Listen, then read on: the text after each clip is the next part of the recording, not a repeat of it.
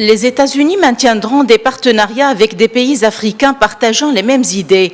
C'est ce qu'a dit le secrétaire américain à la Défense Mark Esper en visite en Tunisie où il a signé, lors de ce qui est sa première visite sur le continent africain, un accord de coopération militaire sur 10 ans avec la Tunisie, saluant un rapprochement pour faire face à la dégradation de la sécurité en Libye. Les extrémistes violents continuent de constituer une menace, non seulement pour la stabilité régionale, mais aussi pour notre patrie.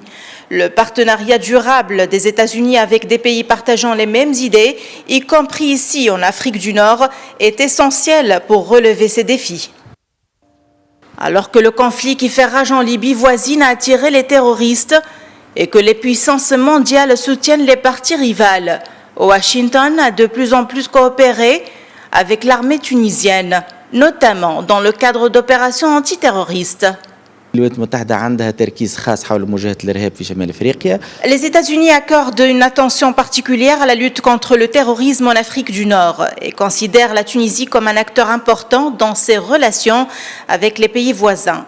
Plusieurs éléments indiquent que les Américains sont intéressés par le renouvellement des accords de coopération militaire. Nous savons tous que les Américains utilisent des drones en Tunisie afin de surveiller les frontières tuniso-libyennes où les terroristes se regroupent. En 2015, Washington a classé la Tunisie parmi les principaux alliés non membres de l'OTAN, ce qui a permis de renforcer la coopération militaire. Depuis 2011, les États-Unis ont investi plus d'1 milliard de dollars dans l'armée tunisienne.